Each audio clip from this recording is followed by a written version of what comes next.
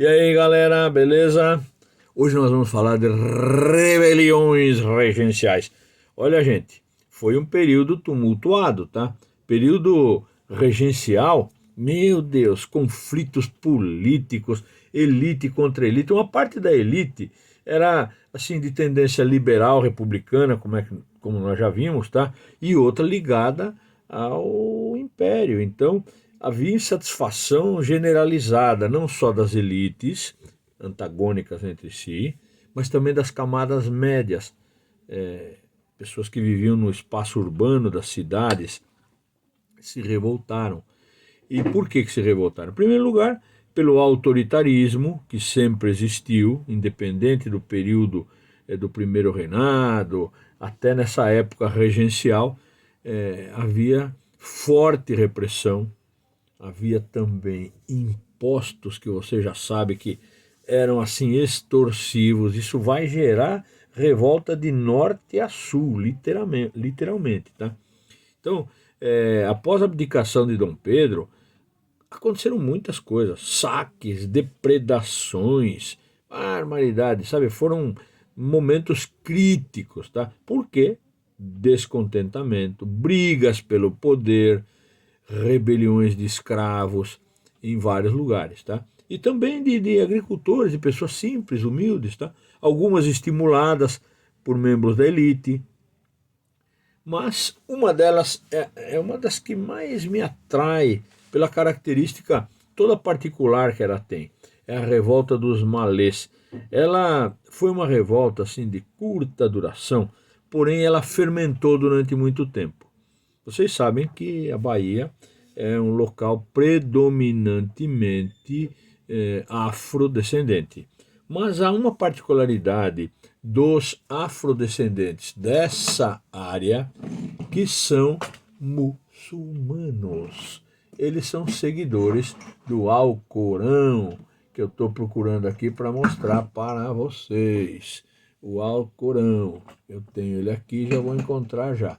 O Alcorão é o livro que rege as crenças dos muçulmanos, escrito por Maomé, e esses escravos, chamados de Yorubás, que falavam a língua Yorubá, eram escravos alfabetizados. Opa!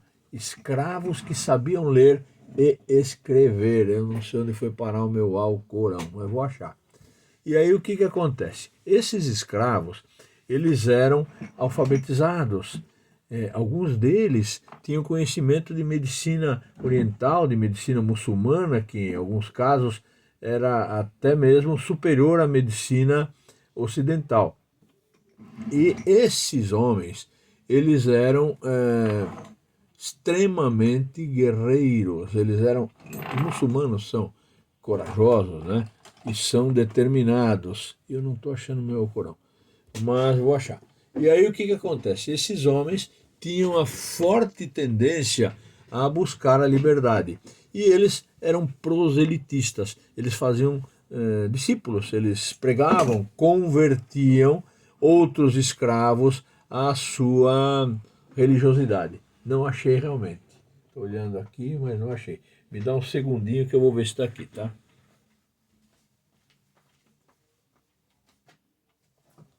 Achei. Está aqui. Este é o Alcorão, livro escrito por Maomé. Aliás, ele não escreveu nada, tá? Quem escreveu foram os seus seguidores. Ele alegava ter ouvido mensagens e essas mensagens dadas pelo anjo Gabriel foram escritas pelos seguidores de Maomé, ou transcritas, se você preferir assim. E os malês seguiam o Alcorão. Negros, muçulmanos, de língua iorubá, que na língua deles significava ser muçulmano, né? Passa batido isso se a gente não parar e pensar. E aí o Alcorão, ele é um livro que exige que a pessoa saiba ler. Para saber ler é preciso ter escolas e ensinar. E essa gente fazia questão de ensinar e de alfabetizar no idioma árabe. Esse idioma árabe é este aqui, muito ricamente desenhado. Olha aí, tá? E tudo está escrito em volta aqui. O idioma árabe, ele tem características muito importantes. É um idioma sem vogais. As vogais são supridas durante a leitura, como o hebraico também é assim. Isso dá trabalho, né? Portanto, essa gente era extremamente inteligente, eles eram cultos, mas foram escravizados, vendidos como escravos, chegaram na Bahia e se organizaram. Imagina se não, né? Gente que sabia ler árabe, enquanto o próprio fazendeiro, dono de engenho, muitas e muitas vezes era analfabeto, esses escravos não eram alfabetizados em árabe. Imagina só, por que eu estou falando tanto isso? Porque essa gente mandava esses rabiscos um para os outros e mandavam mensagens, eles se organizavam. Tá ligado que essa mensagem, um português, ou mesmo um brasileiro, lia, não entendia nada. E ali estava sendo fermentada, ao longo do tempo, uma rebelião. Eles queriam fundar uma república islâmica, fizeram conversões, né? Claro que tudo muito secretamente, mas como eles falavam árabe, isso era interessante, né? Porque o português não entendia. Apesar de também falarem a língua iorubá, que tem muitos elementos arabizados também. E o plano deles era matar os brancos. Foi em 1835, tá? Só que foram denunciados, o pessoal viu que estava rolando alguma coisa, né? E 200 malês foram presos, 4 deles apenas foram executados. Porque matar escravo era um mau negócio, né? Era mais fácil você punir os líderes. Escravo era mão de obra, era propriedade, era mercadoria, né? Terrível falar isso. Mas, durante esse período regencial, eles se organizaram, tá? Eram, então, malês, que é uma tribo, tá? Eles tinham uma infraestrutura educacional própria, eles alfabetizavam seus filhos, né? Homeschool, ensinava ali mesmo dentro da senzala, tá? E por falar em outro idioma, aquele rabisco era incompreensível. Isso foi um fator preponderante para eles se comunicarem entre as diversas fazendas e se organizar, tá? Legal? 1835, revolta dos malês, negros alfabetizados. Não esqueça, malê. E para você lembrar, eu vou te dar uma dica. O escravo africano sabia malê. Sabiam malê. Sabiam ler. Malê, tá? Sabiam ler e escrever em árabe, tá? Mas não foi só isso, não. Essa revolta dos malês, só que eles se deram malê. Hoje eu tô engraçadinho, né? Sabiam malê e se deram malê.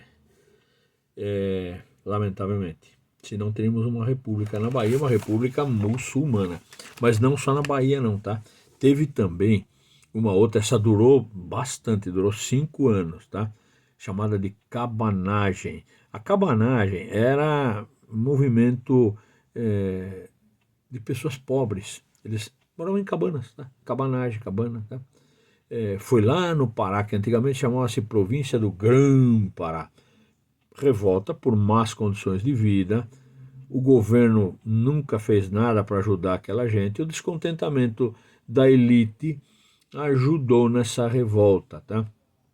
Essa região era coletora de castanhas, produtora de algumas chamadas drogas do sertão, e os paraenses eram muito cobrados por isso, né?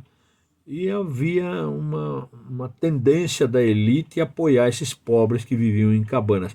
Mas era meio assim, só que não, tá? Um dos fazendeiros deu apoio para esses revoltosos, tá? Chama-se Clemente Malquer, ou Malcher, se você preferir, tá? E ele comandou os cabanos e tomou a cidade de Belém, tá? E fundaram uma república em Belém. Ah, quer dizer que a cabanagem conseguiu fundar uma república em Belém? Sim, perfeitamente. E é claro que esse governo republicano não ia durar muito. E o Clemente, ele foi clemente, foi piedoso, Clemente é piedoso, foi tolerante demais com a monarquia. E aí foi o fim dele. ele acabou sendo deposto porque ele fazia tentativas de negociar com o governo e os pobres não gostaram. Aí entrou um outro lugar, uma outra pessoa no lugar do Clemente. Esse é fácil de gravar, tá? Esse cara chamava Francisco Vinagre, imagina, ele era azedo. Francisco Vinagre fez a mesma coisa. Começou legal, assim como o Clemente, mas o Vinagre azedou. Né? Com o passar do tempo também foi deposto. Então, uma rebelião que tem líderes que ficam sendo trocados é uma rebelião que provavelmente não iria dar muito certa, tá? Ela foi talvez uma das mais longas rebeliões assim com duração do norte do país, tá? A mais longa e violenta, porque ela era popular. Então, a população pobre fazia ataques de guerrilha. Então, quando os soldados portugueses, ou melhor, o exército português entrava, no caso aí até a Guarda Nacional, eles conheciam a região e os que vinham de fora lutar não conheciam, tá?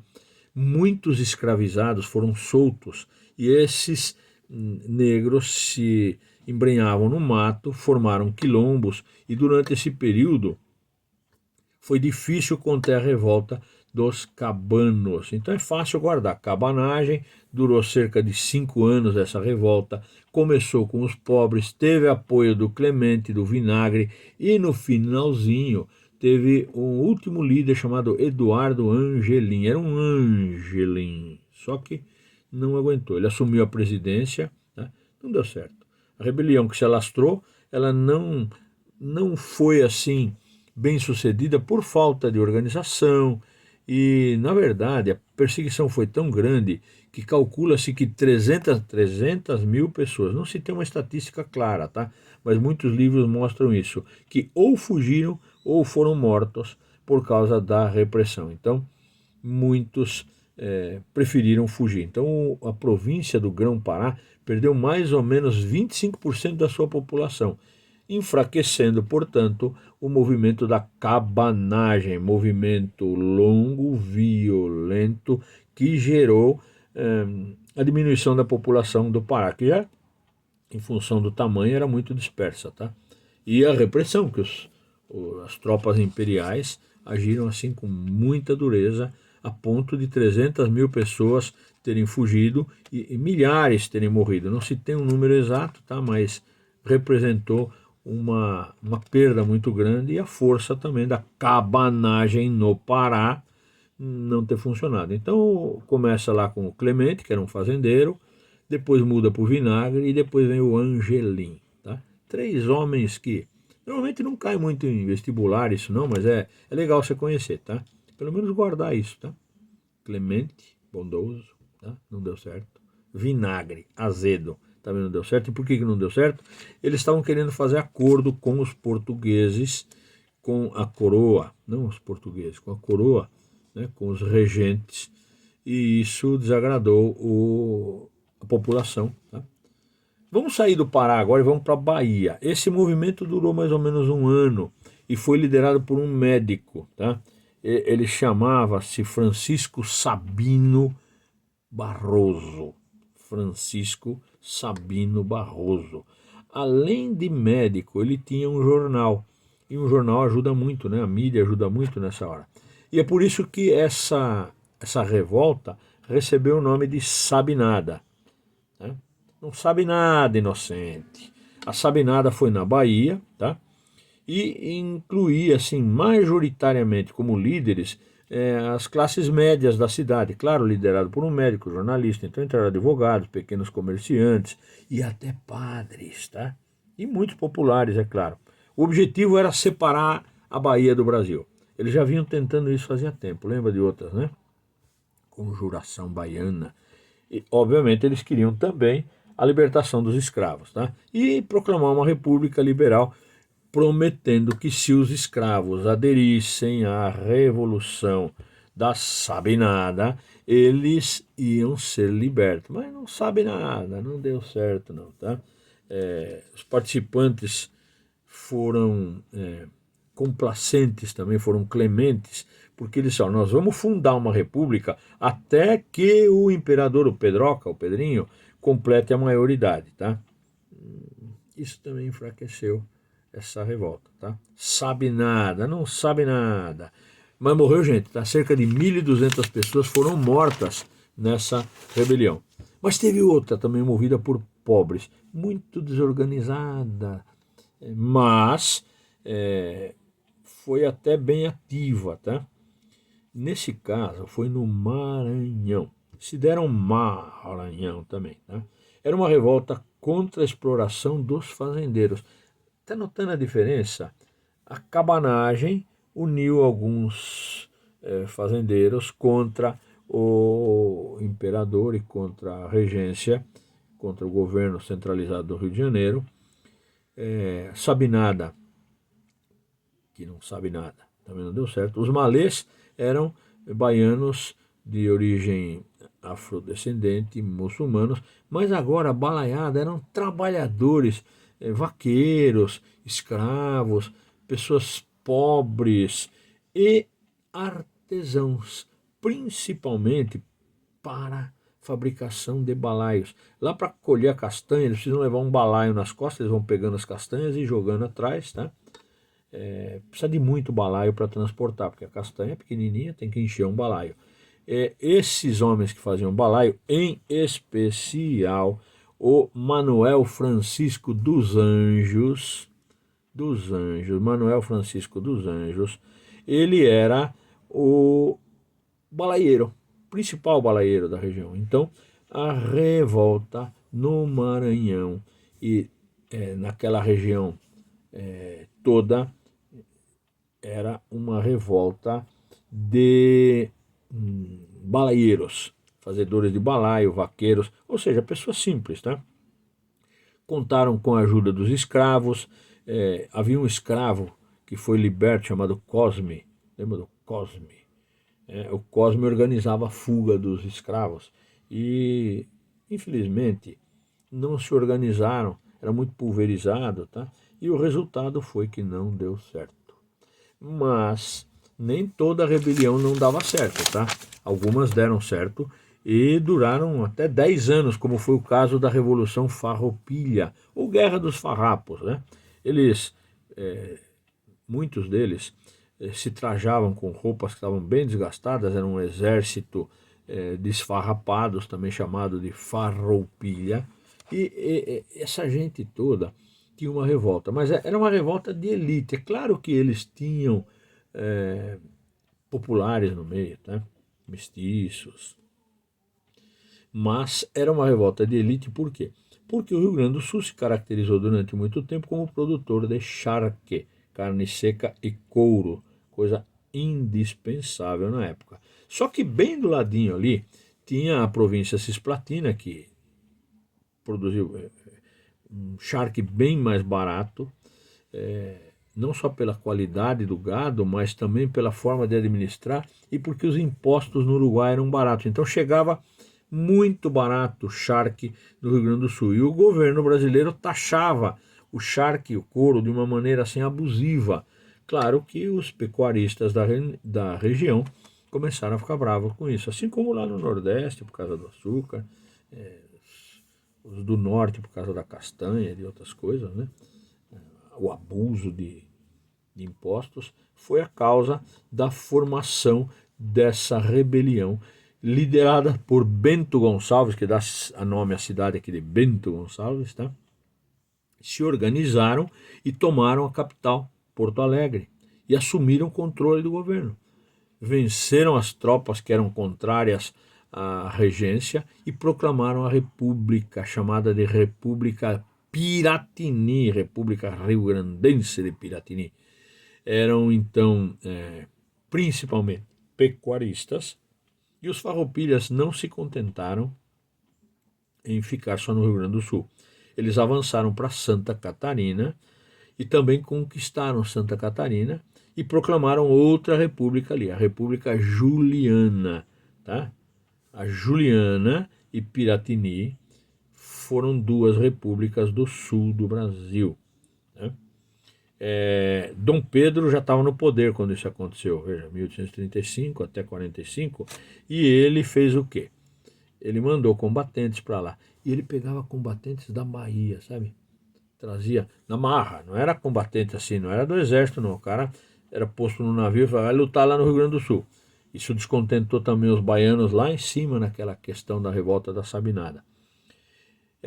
Na verdade, ficaram aí cerca de 10 anos combatendo e parte da região se submetia ao imperador e parte eram revoltosos. Isso também acabou enfraquecendo e no final acabou sendo feito um acordo, porque 10 anos de luta, né, desgastou, eles ficaram com a roupa toda esfarrapada e prometeram para os escravos que lutaram lado a lado com eles a alforria. Alforria é uma palavra árabe que significa libertação também, né?